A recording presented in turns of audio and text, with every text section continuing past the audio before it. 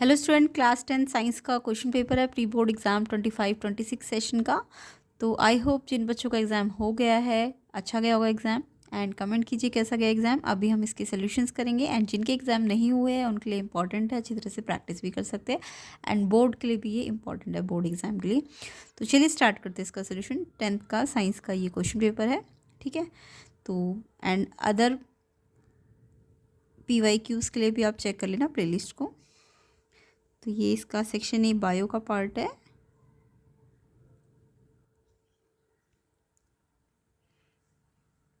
तो इसको हम इसके नेक्स्ट पार्ट वाली वीडियो में कवर करेंगे। अभी हम इसका केमिस्ट्री सेक्शन और फिजिक्स करेंगे। तो कैसा गया एग्ज़ाम, कमेंट कीजिए सारे बच्चे।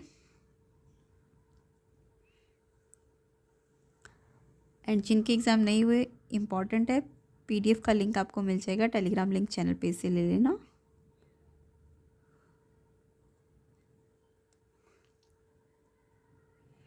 तो चलिए स्टार्ट करते हैं इसका केमिस्ट्री पार्ट।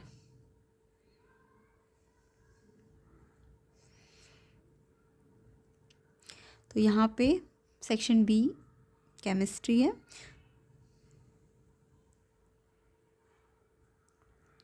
तो फर्स्ट क्वेश्चन देखिए, विच of the following does not involve a chemical reaction. इनमें से कौन से में केमिकल रिएक्शन नहीं हुआ है। नॉट वाला ढूंढना है आपको, डज नॉट वाला, यानी केमिकल रिएक्शन नहीं होना चाहिए।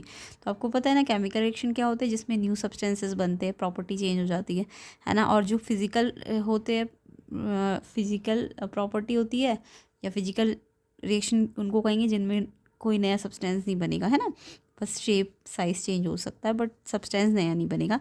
तो केमिकल रिएक्शन आपको पता होना चाहिए। डाइजेशन एक केमिकल रिएक्शन है, क्योंकि फूड डाइजेस्ट होकर उसकी प्रॉपर्टी चेंज हो गई, ये केमिकल रिएक्शन है। रेस्पिरेशन में भी आपके न्यू प्रोडक्ट बनते हैं, तो इट मीन्स ये भी एक केमिकल रिएक्शन है। कैंडल जब बर्न होती है तो बर्न होके क्या होता है, हीट रिलीज होती है ना, तो ये भी एक केमिकल रिएक्शन है। Melting of candle wax on heating, जब कैंडल को आप मेल्ट करते हो ना, तो जस्ट उसका शेप चेंज होता है, बट कोई नया सब्सटेंस नहीं बनता है, इसलिए ये एक फिजिकल चेंज है। तो आपको बोला था नॉट वाला नहीं होना चाहिए, तो ये तो है केमिकल, ये भी है, ये भी है, तो ये वाला नहीं है ना, ये फिजिकल है। तो ऑप्शन डी इसका आंसर है। तो किस किस बच्चे ने ऑप्शन डी पे टिक किया है, बिल्कुल करेक्ट है। Melting of candle wax on heating, जब मेल्टिंग होगी तो फिजिकल चेंज होता है, ना कि केमिकल। तो ऑप्शन डी आपको केमिकल रिएक्शन नहीं है, यही वाला ढूंढना था, ठीक है। नेक्स्ट क्वेश्चन पे आते हैं, क्वेश्चन नंबर 18।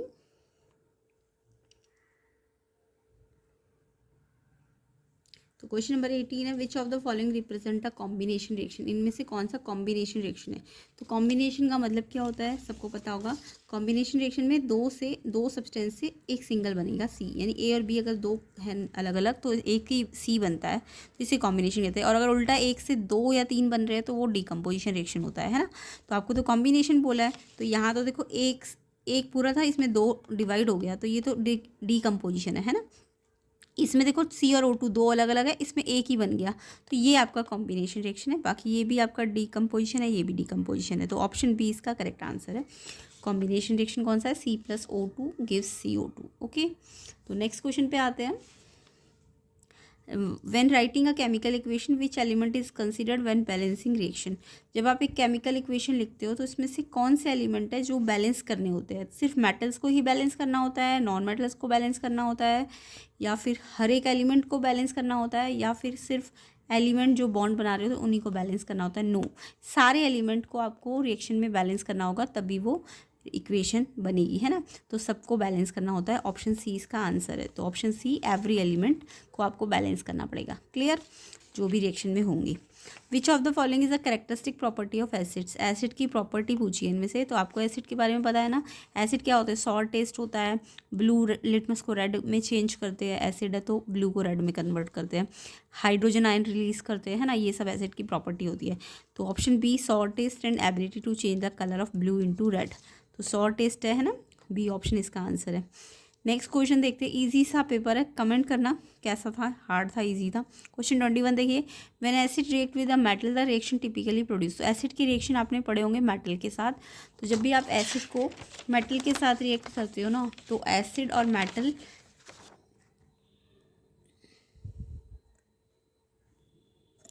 एसिड और मेटल मिलके सॉल्ट बनाते हैं मेटल का, और H2 रिलीज होती है। ये एक प्रॉपर्टी है एसिड की मेटल के साथ। एग्जांपल देखो, HCl एक एसिड है, Na मेटल है, जब आप इसे रिएक्ट करोगे तो NaCl जो है एक कंपाउंड बन जाएगा, सॉल्ट बन जाएगा, और H2 जो है वो रिलीज होगी। उसके बाद आप इसे बैलेंस कर सकते हो, H2 है तो यहाँ 2 हो जाएगा, Cl 2 है तो यहाँ पे भी Cl 2 हो जाएगा, फिर Na भी 2 हो जाएगा, बैलेंस आप कर लेना। तो ये एक रिएक्शन है एसिड का मेटल के साथ, तो यहाँ पे सॉल्ट और H2 बनता है। तो यहाँ ऑप्शन बी आपका करेक्ट आंसर है। एक तो हाइड्रोजन गैस बनेगी और एक सॉल्ट बनेगा। तो यही बोल रहा है एसिड और मेटल रिएक्ट करेंगे तो हाइड्रोजन गैस और सॉल्ट बनता है। ठीक है, नेक्स्ट देखो,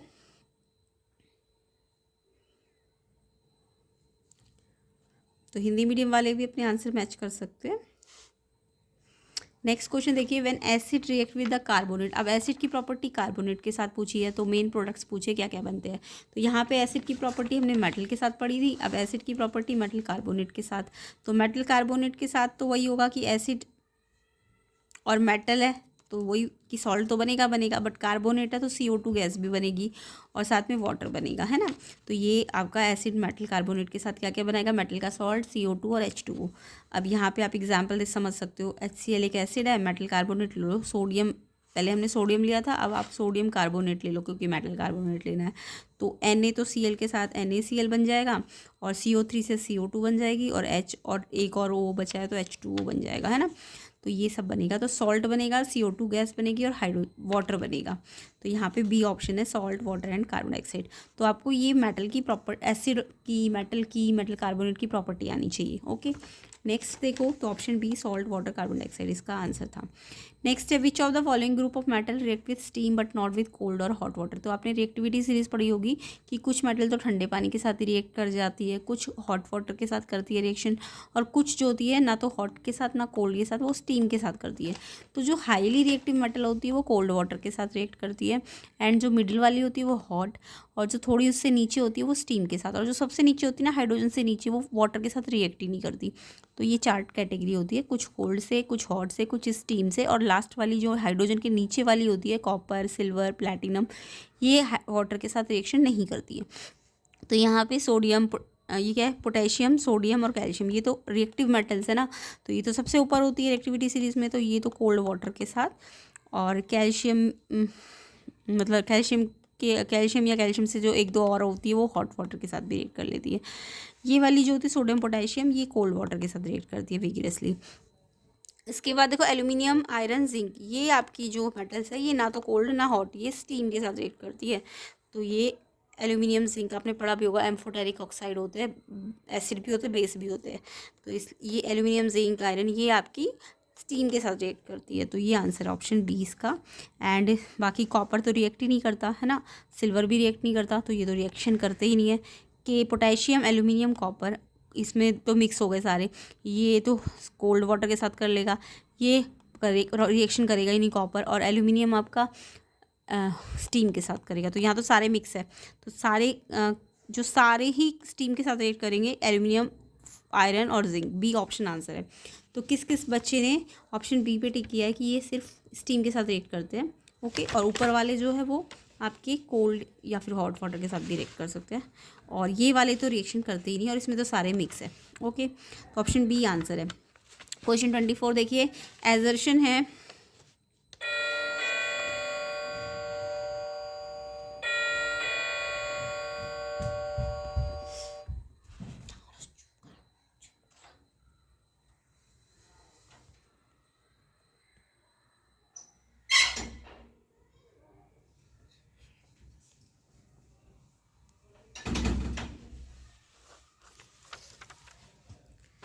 एजर्शन है, carbon exhibit catenation the ability to form long chain और rings because it can form strong covalent bond with other carbon item.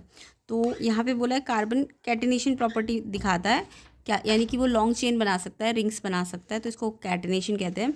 और because it can form strong covalent bond with other carbon item, yes बिल्कुल ठीक है, क्योंकि covalent bond बनाता है और strong होते हैं, इसलिए ये कैटेनेशन प्रॉपर्टी शो करता है। एंड रीज़न है, कार्बन स्मॉल एटॉमिक साइज है एंड मॉडरेट इलेक्ट्रोनेगेटिविटी है, जिससे ये अलाउ करता है कि ये स्ट्रॉन्ग बॉन्ड बना सके अपने आप से, और इससे ये बहुत सारे ऑर्गेनिक कंपाउंड भी बना सकता है। बिल्कुल करेक्ट है, रीज़न भी एक्सप्लेन कर रहा है और एजर्शन तो बिल्कुल करेक्ट है। तो रीज़न करेक्ट भी, एक्सप्लेनेशन भी दे रहा है, तो इसलिए इसका आंसर आपका option A, assertion reason true and R is the correct explanation, ये इसका आंसर है। ओके, तो एजर्शन भी ठीक है, रीजन भी ठीक है, एक्सप्लेनेशन भी ठीक है, ऑप्शन ए आंसर है इसका। नेक्स्ट क्वेश्चन देखेंगे।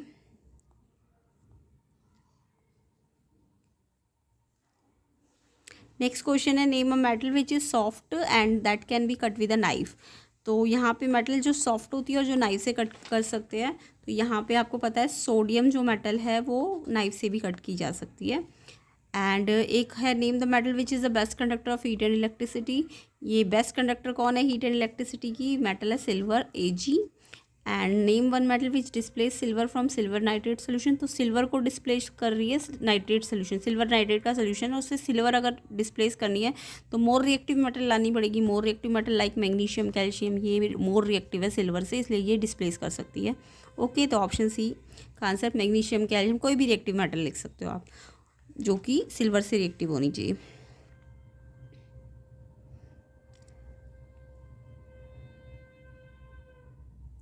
नेक्स्ट है इसका ऑप्शन ए या बी में से एक करना था।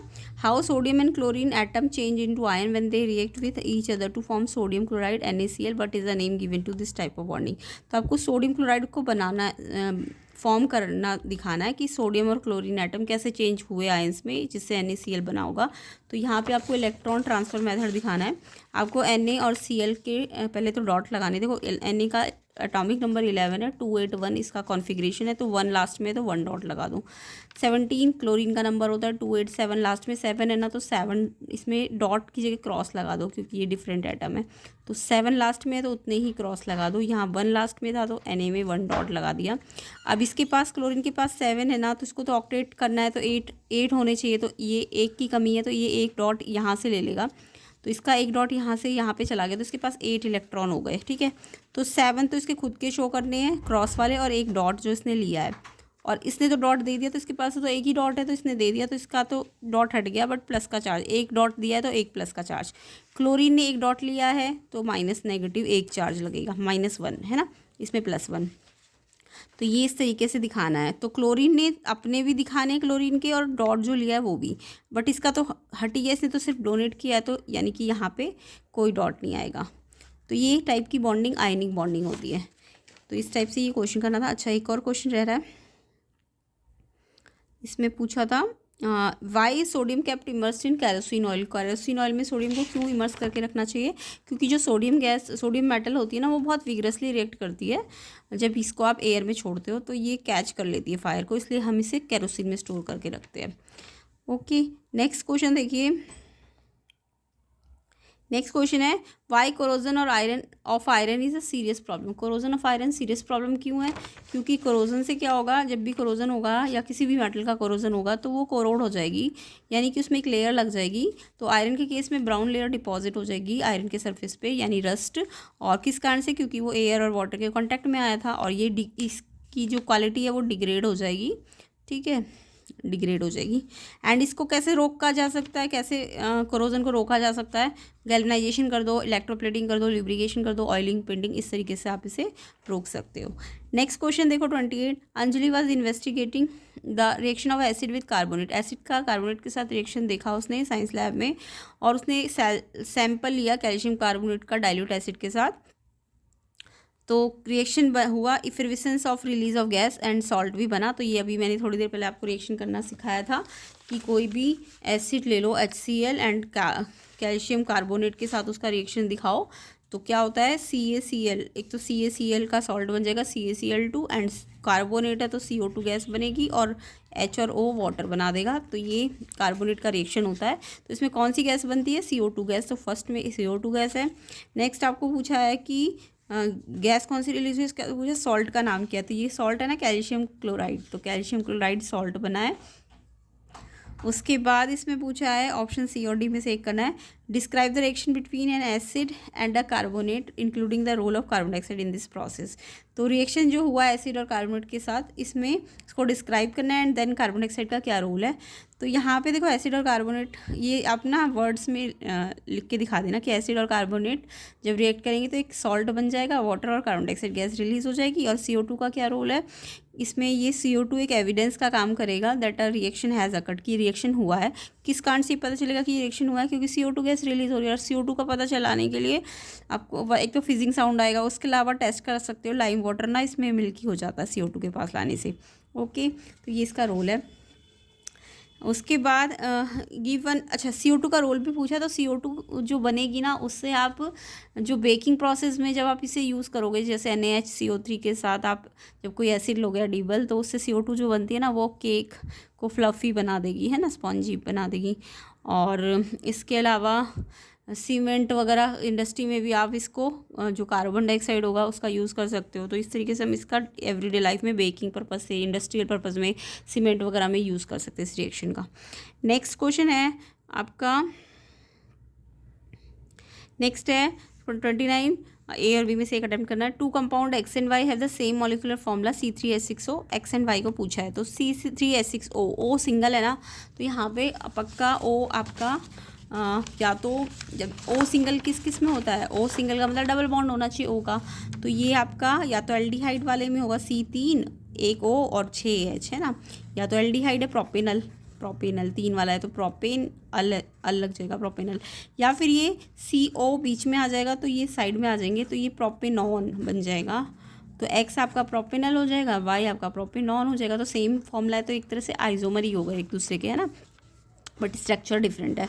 तो ये X जो एल्डिहाइड है और Y आपका कीटोन है। फंक्शनल ग्रुप का नाम पूछा था आपसे ऑप्शन C में, एंड A में आपको इनके नाम पूछे थे XY के, एंड B में आपको इनका स्ट्रक्चर पूछा था। तो इस तरीके से आप बना सकते हो। नेक्स्ट इसका ऑप्शन वाला क्वेश्चन था, what are hydrocarbon, how many different hydrocarbon can be obtain by joining 2 carbon atom, write their structural formula. तो यहाँ पे हाइड्रोकार्बन क्या होते हैं, डेफिनेशन आई होप सबको याद ही होगी। कंपाउंड जो कि किससे बनते हैं, only compound form by only carbon and hydrogen, उसको हम हाइड्रोकार्बन्स कहते हैं। कितने टाइप के हाइड्रोकार्बन होते हैं, 2 टाइप के हाइड्रोकार्बन होते हैं। सैचुरेटेड हाइड्रोकार्बन, हाइड्रोकार्बन जिसमें सिंगल बॉन्ड प्रेजेंट होगा कार्बन और कार्बन या फिर कार्बन हाइड्रोजन के बीच में, लाइक HCN H2N+2 इसका फॉर्मूला होगा, इसे एल्केन कहेंगे। एंड अनसैचुरेटेड हाइड्रोकार्बन क्या होते हैं, हाइड्रोकार्बन जिसमें डबल और ट्रिपल बॉन्ड होगा बिटवीन कार्बन कार्बन बॉन्ड, मतलब कार्बन कार्बन में डबल या फिर ट्रिपल बॉन्ड होगा। अगर डबल बॉन्ड हुआ तो आप उसे एल्कीन कहोगे, फॉर्मूला होगा CnH2n, एंड अगर ट्रिपल बॉन्ड हुआ कार्बन कार्बन के बीच में तो एल्काइन कहोगे CnH2n-2, ये इसका फॉर्मूला होता है। तो इस तरीके से इन तीनों के आंसर आपको मिल जाएंगे ऑप्शन A और B के, है ना। और इसमें पूछा कौन सा ज़्यादा रिएक्टिव होता है, सैचुरेटेड की अनसैचुरेटेड। तो जो अनसैचुरेटेड होते हैं डबल और ट्रिपल बॉन्ड वाले वो ज़्यादा रिएक्टिव होते हैं। सैचुरेटेड वाले रिएक्टिव हो सकते हैं जब आप उनमें कोई फंक्शनल ग्रुप ऐड कर दोगे, बट अगर दोनों में कंपैरिजन करना है तो अनसैचुरेटेड वाले ज़्यादा रिएक्टिव होते हैं। नेक्स्ट देखो सेक्शन C है आपका फिजिक्स पार्ट। तो ये हम मोस्ट इसके लॉन्ग क्वेश्चन तो नेक्स्ट पार्ट में कवर कर लेंगे, अभी मैं डिस्कस कर लेती हूँ इसके short questions. In which of the following है concave mirror use. Concave mirror आपको पता ही है ना क्या करता है, लाइट को फोकस करता है, तो ये सोलर कुकर में यूज़ होता है। रियर व्यू मिरर तो आपका कॉन्वेक्स मिरर आपने पढ़ा होगा। सेफ्टी मिरर भी कॉन्वेक्स मिरर होता है। और फुल साइज़ इमेज देखनी किसी बड़ी चीज़ की, डिस्टेंट टॉल बिल्डिंग की, तो इसमें भी कॉन्वेक्स मिरर होता है। तो सोलर कुकर जो है वो कॉनकेव मिरर होता है, ऑप्शन ए आंसर है, ठीक है। नेक्स्ट है the sky on the moon appear dark to astronaut, why. तो स्काई जब एस्ट्रोनॉट देखते हैं स्पेस से तो उनको डार्क दिखता है, क्यों ऐसा है, क्या लाइट नहीं है मून पे, या एटमॉस्फेयर नहीं है, या मून नॉन ल्यूमिनस है, या सरफेस ऑफ मून एब्जॉर्व कर देता है सारी सनलाइट को। नो, ऑप्शन बी इसका करेक्ट आंसर है कि मून में ना एटमॉस्फेयर नहीं है, और एटमॉस्फेयर नहीं होता तो रिफ्रैक्शन नहीं होता लाइट का, इसलिए आपको ब्लैक दिखता है सब कुछ। बी ऑप्शन इसका आंसर है।